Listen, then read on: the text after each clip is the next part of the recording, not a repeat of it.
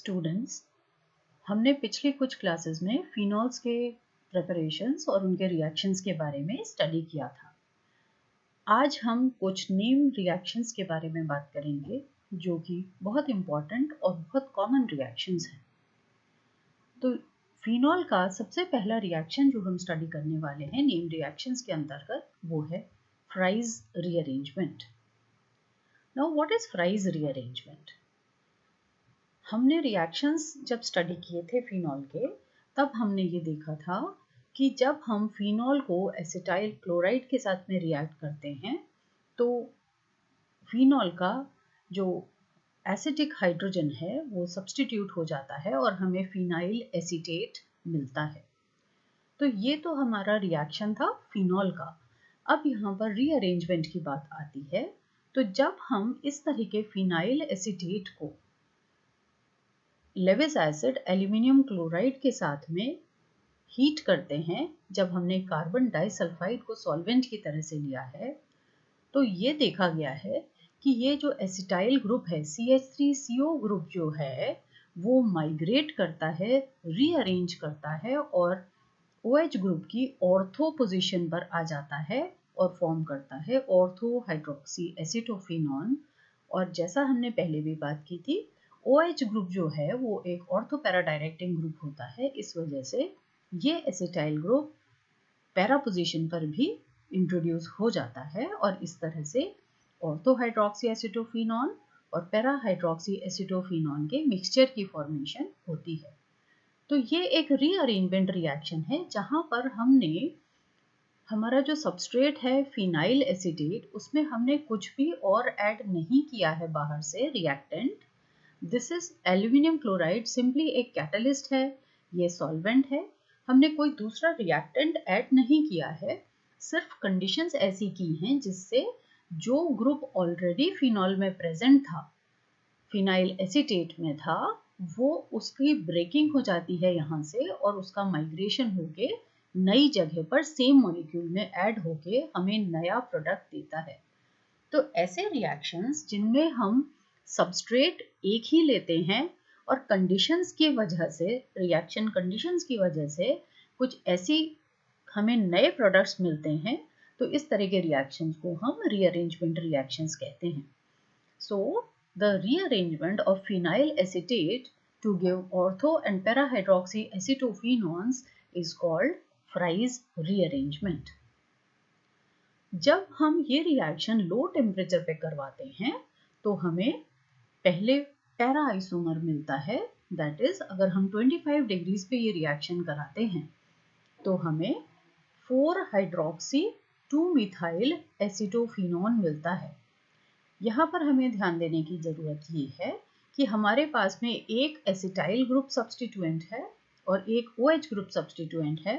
तो priority wise acetyl group हमारा this compound will be known as acetophenone और hydroxy को हम सब्स्टिट्यूएंट की तरह से मेंशन करते हैं। सो जब COCH3 प्रेसिडेंस लेगा तो काउंटिंग बेंजीन रिंग की स्टार्ट यहाँ पर होगी।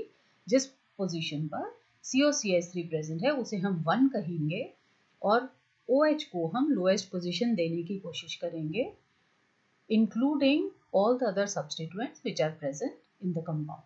So we start from here. This is 1, this is 2, so we get 2 methyl, 3 and 4. So at 4 we have hydroxy, 2 methyl acetophenone. Substituents को प्लेस करने के लिए IUPAC नॉमेनक्लेचर में हम अल्फाबेट को ध्यान रखते हैं, इसलिए हाइड्रोक्सी पहले आएगा, मिथाइल बाद में आता है। So I hope this is a little revision of IUPAC nomenclature, तो ये आपको क्लियर हो गया होगा।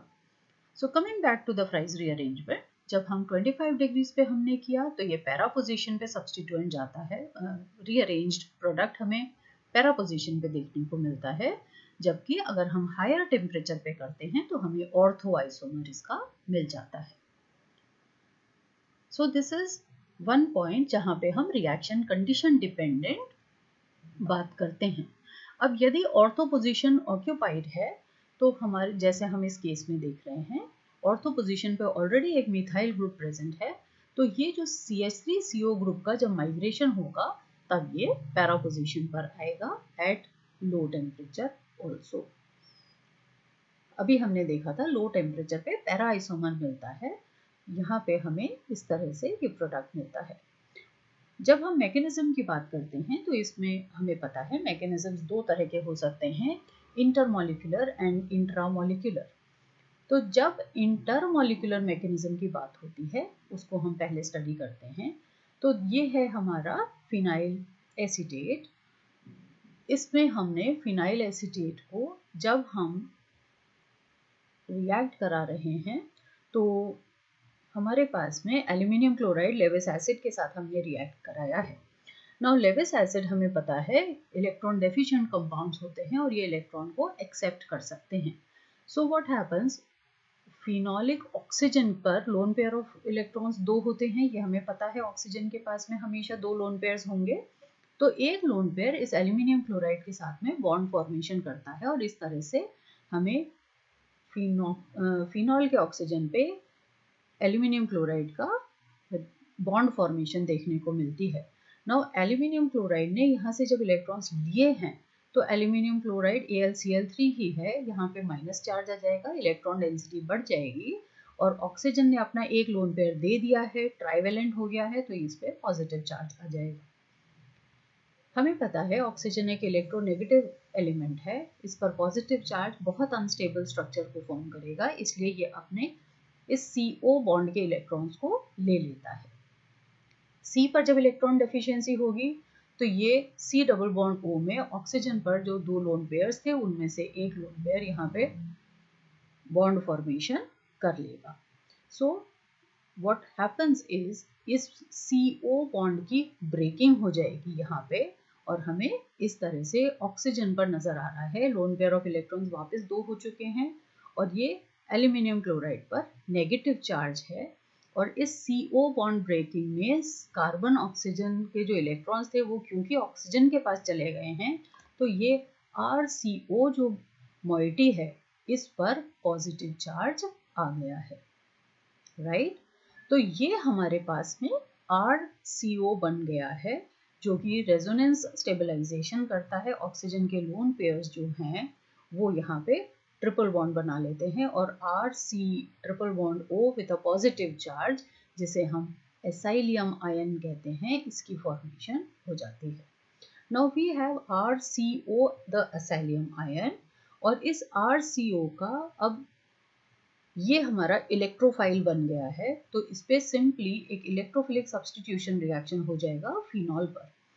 सो we get this kind of a structure जहाँ पे ये डबल बॉन्ड O बन चुका है, यहाँ पे इलेक्ट्रॉन्स ऑर्थो पोजीशन पे कंसंट्रेशन बढ़ गई है, RCO यहाँ पर अटैच हो जाएगा और इस तरह से ये हमारे पास में एक चार्ज सेपरेशन वाला इंटरमीडिएट की फॉर्मेशन हो जाती है। नाउ हाइड्रोजन यहाँ पे इस कार्बन पे sp3 हाइब्रिडाइजेशन है, एरोमेटिक सेक्सटेट खत्म हो चुका है, ये बेंजीन रिंग का कार्बन और H जो है ये CH बॉन्ड के इलेक्ट्रॉन्स वापस बेंजीन रिंग में आ जाएंगे, हाइड्रोजन यहाँ से बाहर निकल जाएगा, डबल बॉन्ड O जो है वो इलेक्ट्रॉन्स ऑक्सीजन की तरफ पुश करेगा। So what ultimately we get is एक ये हाइड्रोजन आयन एक यहाँ से क्लोरीन लेकर के HCl बना लेता है और इस तरह से हमारे पास में ये एक न्यूट्रल कंपाउंड की फॉर्मेशन हो जाती है। ऑक्सीजन पर AlCl2 अटैच है और OH पर COR जुड़ चुका है, बेंजीन रिंग में वापस सेक्सटेट फॉर्मेशन हो चुकी है। तो यहाँ पे जब हम इसका हाइड्रोलिसिस करा देते हैं तो OAlCl2 gets converted back to OH and we get the final rearranged product. So this is about intermolecular mechanism. तो intermolecular mechanism में हमने ये देखा RCO की complete breaking हो जाती है और यहाँ पे एक ये RCO अलग निकल जाता है, जबकि हम जब इंट्रामोलिकुलर मैकेनिज्म की बात करते हैं तो यहाँ पर ये RCO की बॉन्ड ब्रेकिंग और यहाँ पे नई फॉर्मेशन ये दोनों एक साथ ही होते हैं। We can understand this mechanism from the diagram, from the reaction sequence which is shown here. यहाँ पे ऑक्सीजन पर AlCl3 जुड़ चुका है, ऑक्सीजन पर पॉजिटिव चार्ज आ गया है, तो ऑक्सीजन ने अपने इलेक्ट्रॉन्स को यहाँ दिया, डबल बॉन्ड फॉर्मेशन हुई। ये इलेक्ट्रॉन्स आगे मूव करेंगे तो ऑर्थो पोजीशन पे इलेक्ट्रॉन डेंसिटी बढ़ जाएगी।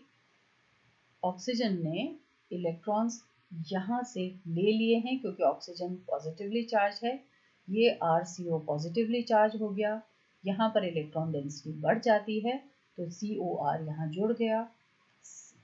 सेम यहाँ पे जिस तरह से हमने फ्रीडल क्राफ्ट रिएक्शन में पढ़ा था उसी तरह से एरोमेटिक सेक्सटेट को कंप्लीट करने के लिए H अपने इलेक्ट्रॉन्स यहाँ दे देगा।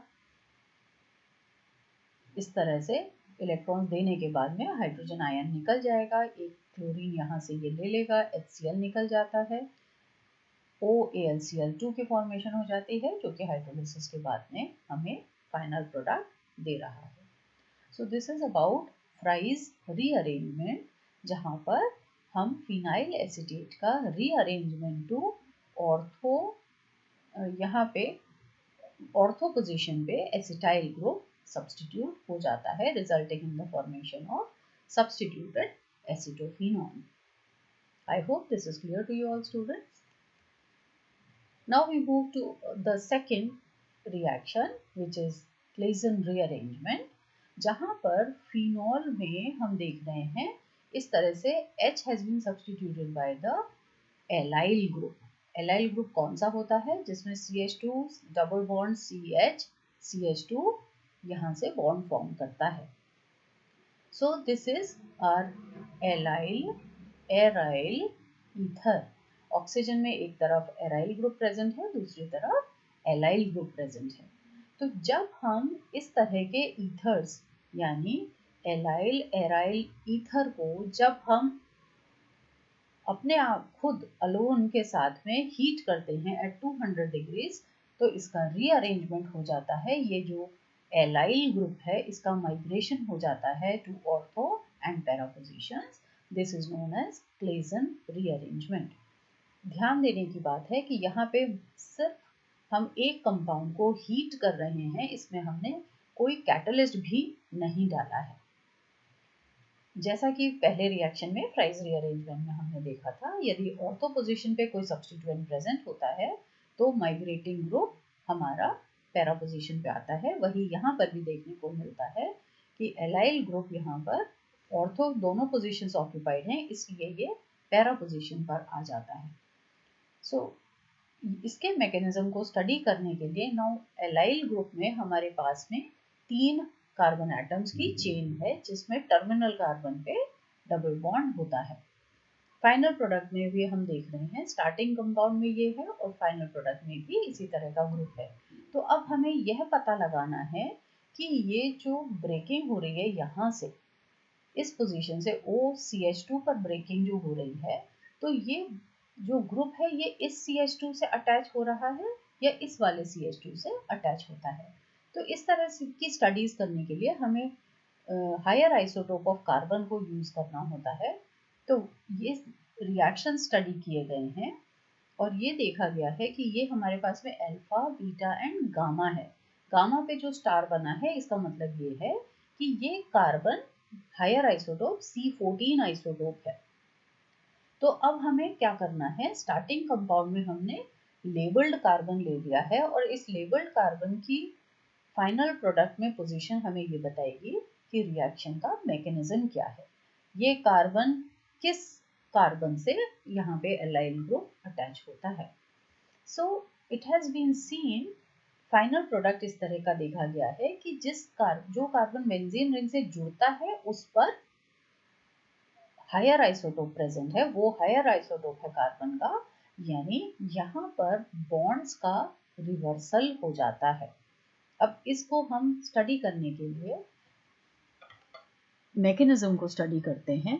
तो जब यहाँ पे इस तरह से 100% प्रोडक्ट में इस कार्बन पे लेबलिंग मिली है, इसका मतलब ये होता है कि ये जो ग्रुप है ये ओरिजिनल कंपाउंड से पूरी तरह से अलग नहीं हो पाया है, यानी there is some intermediate which is intramolecular.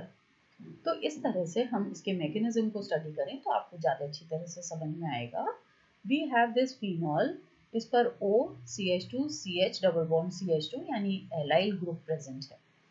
Now allyl group में इस तरह से माइग्रेशंस हो रहे हैं, बेंजीन रिंग ने इलेक्ट्रॉन्स अपने ऑक्सीजन की तरफ डाइवर्ट किए क्योंकि ऑक्सीजन इलेक्ट्रोनेगेटिव एलिमेंट है। रिजल्टिंग माइग्रेशन से इस तरह से एक 6 मेंबर्ड साइक्लिक ट्रांजिशन स्टेट की फॉर्मेशन हो रही है। और उसके बाद में फाइनली जैसे यहाँ से जब ये डबल बॉन्ड बनाएगा तो ऑब्वियसली ये OCH2 बॉन्ड ब्रेक हो जाएगा। तो इस तरह से हमारे पास में ये डबल बॉन्ड यहाँ गए तो ये C डबल बॉन्ड O में कन्वर्ट हो गया। This bond has been broken here, ये CH2 यहाँ पर ऑर्थो पोजीशन पर जुड़ गया है लाइक दिस। जब इलेक्ट्रॉन्स इस तरफ गए तो ये CH2 सिंगल बॉन्ड में कन्वर्ट हो गया, ये CH2 CH बॉन्ड जो है वो डबल बॉन्ड में कन्वर्ट हो गया और इस तरह से हमें फाइनल प्रोडक्ट देखने को मिलता है। तो इस तरह से बॉन्ड रिवर्सल होता है, terminal carbon atom ortho position पर जुड़ जाता है और ये बॉन्ड यहाँ से ब्रेक हो जाता है और ये ग्रुप सीधा होकर के इस तरह से हमें CH2 single bond CH double bond CH2 देता है।